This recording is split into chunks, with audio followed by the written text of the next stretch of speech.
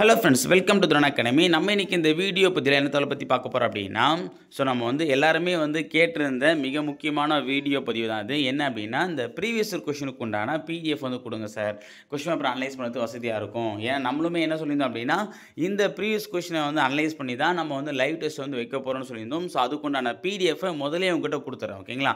ஏன்னா இது உங்ககிட்ட இருக்கும்போது நீங்கள் பிரிண்ட் போட்டு வச்சிட்டிங்க அப்படின்னா, இப்போ லைவ் டெஸ்ட் அட்டன் பண்ணும்போது நம்ம பார்த்து நீங்கள் குறிச்சிக்கிறது ரொம்ப யூஸ்ஃபுல்லாக இருக்கும். சரியா? அதனால் என்ன பண்ணுறோம் அப்படின்னா, இந்த பிடிஎஃப் ஃபஸ்ட்டே நான் உங்கள்கிட்ட கொடுத்துறேன். சரிங்களா? மொத்தமாக கிட்டத்தட்ட ஒரு 5500 கொஷின் இருக்கும். ஓகே, நீங்கள் எதிர்பார்த்த அளவுக்கு பார்த்தீங்கன்னா ஒரு 5500 கொஷின் கிட்ட பார்த்தீங்கன்னா இதில் இருக்குது.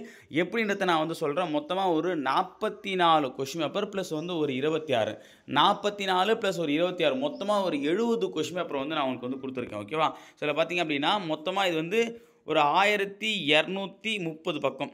சரியா? இதில் பார்த்தீங்கன்னா 1230 பக்கத்தில் இந்த எப்படி சொல்கிறது, 44 கொஷின் பேப்பர் இருக்கும். இது இல்லாமல் ஒரு 26 கொஷின் பேப்பர் கொண்ட ஒரு பிடிஎஃப் இருக்குது. மொத்தமாக 2 பிடிஎஃப் இருக்கும். இந்த வீடியோக்கு டிஸ்கிரிப்ஷனில் அதுக்கான லிங்க் நான் கொடுக்குறேன். அந்த லிங்க்கை நீங்கள் கிளிக் பண்ணிங்க அப்படின்னா மொத்தமாக ரெண்டு லிங்க் கொடுக்குறேன். அந்த 2 லிங்க்கையுமே கிளிக் பண்ணி யூஸ் பண்ணிக்கோங்க. அதில் ஃபஸ்ட்டு லிங்க்கில் இந்த பிடிஎஃப் இருக்கும். ஓகேவா? இது பார்த்திங்க அப்படின்னா pure and pure Tamil eligibility test. ஓகேவா?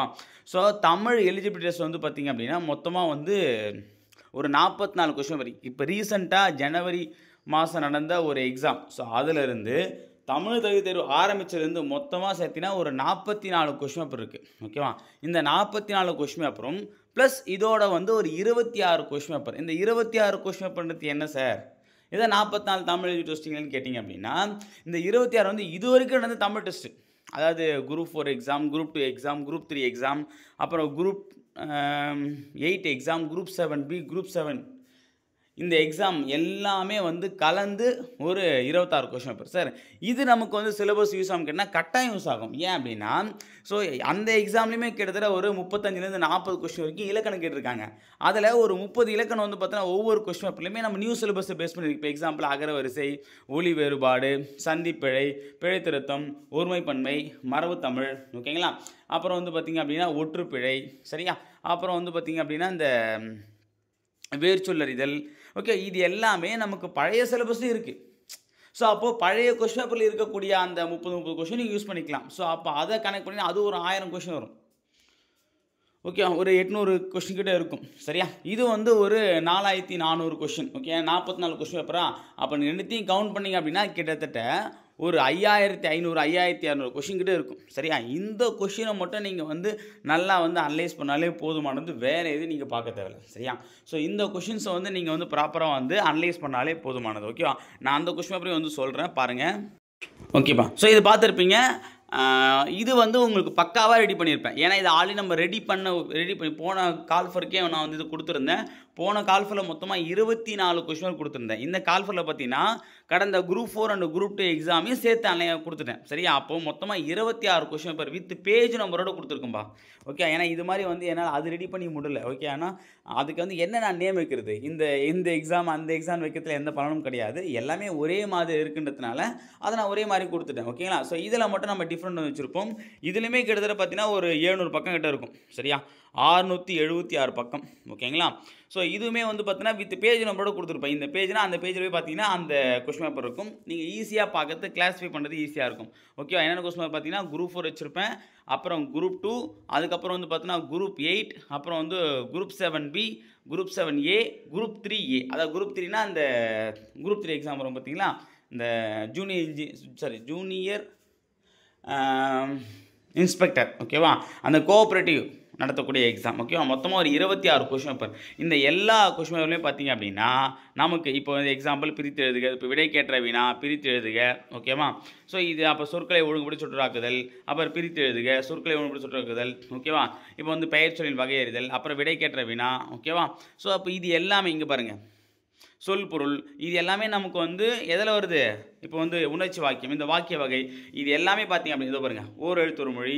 ஸோ இது எல்லாமே நமக்கு என்ன இருக்குது, நியூ சிலபஸ்னு இருக்குது. ஸோ அப்போது நம்ம இதை விடுறது ரொம்ப முட்டாள்தனமாகிடும். சரியா?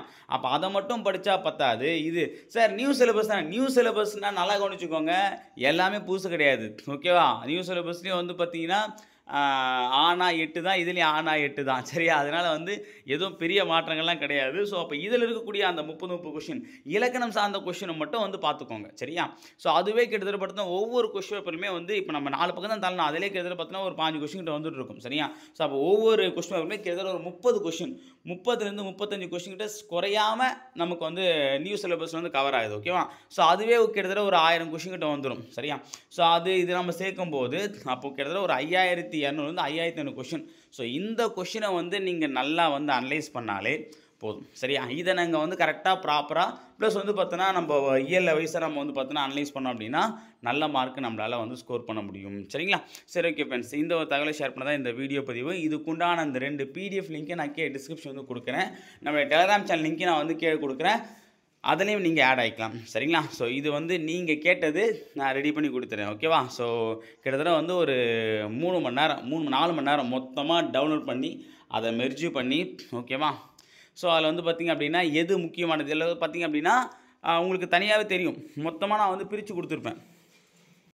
இதில் பார்த்தீங்கன்னா உங்களுக்கு தெரியும், அதாவது ஃபஸ்ட்டுலாம் வந்து அந்த கொஷின் பேப்பரே நான் வந்து தரத்தை பார்த்து அதுக்கேற்ற மாதிரி தான் வச்சுருப்பேன். ஓகேவா? முதல்ல வந்து ரொம்ப டிஃப்ரெண்ட்டாக வரக்கூடிய கொஷின்ஸு, அதே மாதிரி பார்த்திங்க அப்படின்னா கொஞ்சம் மங்கலாக இருக்குது. ஓகேவா? ஸோ அந்த மாதிரி கொஷின்லாம் வந்து கடைசியாக வச்சுருப்பேன்.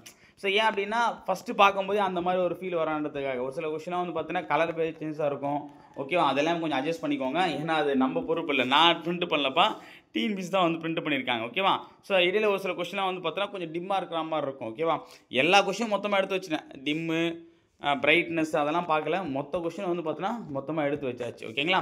சரி, ஓகே. ஸோ உங்களுக்கு உண்டான பிடிஎஃப் இதை நீங்கள் பிடிஎஃபாக வச்சுக்கிறதுனால எந்த பலனும் கிடையாது. தயவு செஞ்சு இந்த பிரிண்ட்டு போட்டு வச்சுன்னா ரொம்ப யூஸ்ஃபுல்லாக இருக்கும். ஓகேவா? நீங்கள் ஏன்னா பிரிண்ட்டு போட்டிங்க அப்படின்னா உங்களுக்கு வந்து படிக்கிறதுக்கு ரொம்ப யூஸ்ஃபுல்லாக இருக்கும். பிரிண்ட்டு போடாமல் அதை நீங்கள் வந்து உட்காந்து பார்த்து படிக்கிறதுனால எந்த ஒரு யூஸும் வந்து உங்களுக்கு கிடையாது. சரியா? ஸோ அப்போ கூடுமான வரைக்கும் நீங்கள் பிரிண்ட்டு போட்டு வச்சுட்டிங்க அப்படின்னா இதை படிக்கும்போது உங்களுக்கு ரொம்ப யூஸ்ஃபுல்லாக இருக்கும்.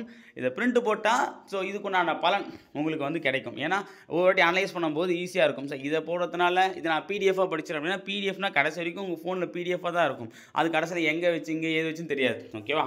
அலமாரியில் வைக்கக்கூடிய பொருளே அலங்கோலமாகி போகுது. சரியா? அப்போ நம்ம ஃபோனில் வைக்கிற பொருளை எங்கே இருக்குன்னே தெரியாது. சரியா? ஸோ அப்போ அதனால் வந்து பார்த்தீங்கன்னா நீங்கள் பிரிண்ட்டு கொஞ்சம் காசு செலவானாலும் பரவாயில்ல. ஓகே, நீங்கள் டபுள் சைடு போட்டிங்க அப்படின்னா காஸ்ட்டு கொஞ்சம் கம்மியாக தான் ஆகும். ஸோ நம்ம காஸ்ட்டு போட்டோம் அப்படின்னா அதாவது பிரிண்ட்டு போட்டிங்கன்னா ரொம்ப எவ்வளோ நம்ம செலவு பண்ணுறோம், இதை நம்ம ஒரு எக்ஸாம் 4 மாதம் எக்ஸாமுக்கு நம்ம யூஸ்ஃபுல்லாக இருக்க போது ஒரு ஹார்ட் காப்பியாக இருந்துச்சுன்னா ரொம்ப யூஸ்ஃபுல்லாக இருக்கும். நீங்கள் பிரிண்ட்டு போட்டு வச்சுக்கோங்க. ஓகேவா? பார்க்கலாம் யாரெல்லாம் ஈவினிங்குள்ளே பிரிண்ட்டு போடுறீங்க அப்படின்னு சொல்லிட்டு. சரிங்களா? சரி, ஓகேப்பா, இதான் உங்களுக்கான இன்றைக்கி சேலஞ்ச். ஓகேவா? இன்றைக்கி ஈவினிங்குள்ளே பிரிண்ட்டு போடுங்கிறத பார்ப்போம். சரிங்களா? சரி, ஓகேப்பா, பாருங்கள் பிரிண்ட்டு போட்டிங்கன்னா எனக்கு ஃபோட்டோ அனுப்பிச்சி விடுங்க. யாரெல்லாம் போட்டிருக்கீங்கிறத நான் வந்து சேலஞ்ச் பண்ணுறேன். ஓகேவா? சரி, ஓகே ஃப்ரெண்ட்ஸ், தேங்க்யூ.